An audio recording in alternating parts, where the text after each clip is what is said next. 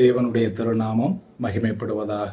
மீண்டுமாக இந்த அருளுரை துளிகளின் வாயிலாக உங்களை சந்திப்பதிலும் உங்களோடு தேவனுடைய திருவார்த்தையை பகிர்ந்து கொடுப்பதிலும் நான் மகிழ்ச்சி அடைகிறேன்.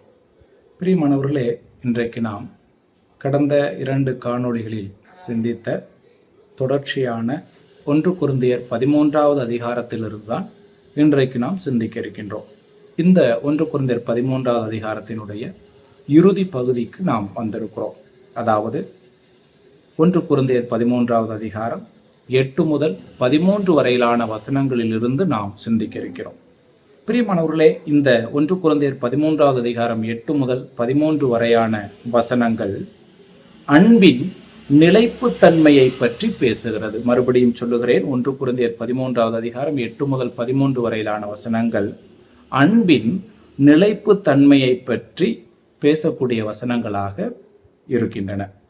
அப்போஸ்தலனாகிய பவுலடிகளார் ஆவிக்குரிய வரங்கள் தற்காலிகமானவை என்று இந்த பகுதியில் விளக்கக்கூடியவராக இருக்கிறார். அவ்விதமாக பவுலடிகளார் தீர்க்க தரிசனங்கள் ஒளிந்து போம் என்று சொல்லுகிறார், அந்நிய பாஷைகள் ஓய்ந்து போம் என்று சொல்லுகிறார், அறிவு ஒளிந்து போம் என்று சொல்லக்கூடியவராக இருக்கிறார்.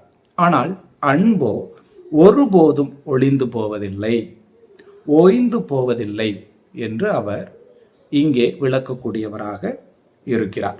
மேலும் பவுலடிகளார் விசுவாசமும் நம்பிக்கையும் இன்றியமையாதவை, ஆனால் இவைகளை விட அன்பே பெரியது என்று சொல்லக்கூடியவராக இருக்கிறார். ஏனெனில் அன்பு என்றென்றைக்கும் அல்லது என்றைக்கும் நிலைத்திருக்கும் என்பதை அதற்கு காரணமாக இருக்கிறது. பிரியமானவர்களே, விசுவாசமும் நம்பிக்கையும் தேவனை நாம் முகமுகமாய் பார்க்கும் வரைதான் தேவைப்படும். அதன் பிறகு அவைகள் நமக்கு தேவைப்படுவதில்லை. ஆனால் அன்போ இம்மையிலும் மறுமையிலும் நிலைத்து இருக்கும் என்பதை நம்முடைய மனதில் வைத்து கொள்ள வேண்டும். அதைத்தான் பவுலடிகளார் இங்கே விளக்கக்கூடியவராக இருக்கிறார்.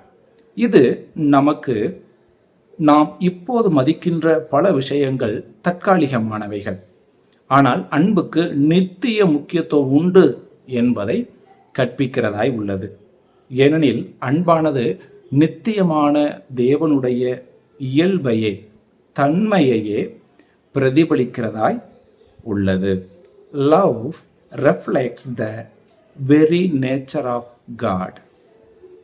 ஆகவே பிரியமானவர்களே, நீடித்து நிலைப்பவற்றில் நாம் முதலீடு செய்யக்கூடியவர்களாக இருக்க வேண்டும், காணப்பட வேண்டும்.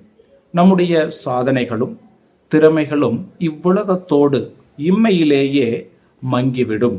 ஆனால் அன்போ என்றைக்கும் நிலைத்திருக்கும் என்பதை மறந்துவிடக்கூடாது. நாம் மக்களை அல்லது சக மனிதர்களை நடத்தும் விதம் நித்தியமான தாக்கத்தை ஏற்படுத்துகிறது என்பதை நாம் மறந்துவிடக்கூடாது.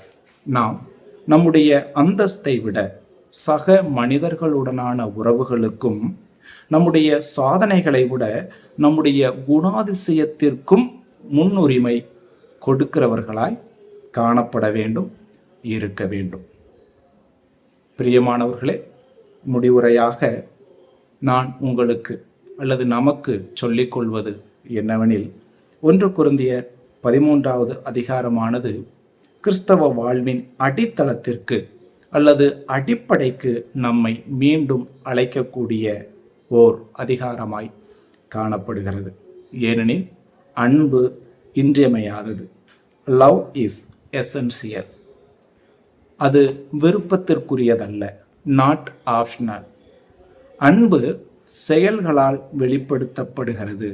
Love is demonstrated through actions. அன்பு நித்தியமானது மற்றும் மேலானது. Love is eternal and supreme. ஆகவே பிரியமானவர்களே, நம்முடைய வாழ்க்கையை பற்றி நாம் ஆராய்ந்து பார்ப்போமாக, சிந்தித்து பார்ப்போமாக, பரிசோதித்து பார்ப்போமாக. நம்முடைய செயல்கள் அன்பினால் உந்தப்படுகிறதா அல்லது பெருமை மற்றும் புகழினால் உந்தப்படுகிறதா? நம்முடைய உறவுகள் பொறுமை, தயவு மற்றும் மன்னிப்பை பிரதிபலிக்கின்றனவா? நாம் என்றைக்கும் நிலைத்திருக்கும் விஷயங்களில் முதலீடு செய்கிறோமா என்று நம்மை நாமே பரிசோதித்து பார்ப்போமாக.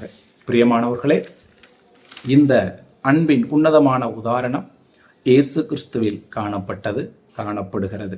அவருடைய வாழ்க்கை இந்த குணாதிசயங்களை செம்மையாக உள்ளடக்கியிருந்தது என்பதில் மாற்று கருத்து இல்லை. எனவே பிரியமானவர்களே, எல்லாவற்றின் முடிவிலும் நாம் சாதித்தவை அல்ல, மாறாக நாம் அன்பு செலுத்திய விதமே மிகவும் முக்கியத்துவம் பெறும் என்பதை நம்முடைய மனதில் எழுதி வைத்துக் கொள்ள வேண்டும். ஏனெனில் இறைவனின் ராஜ்யத்தில் அன்பே மிகவும் பெரியது.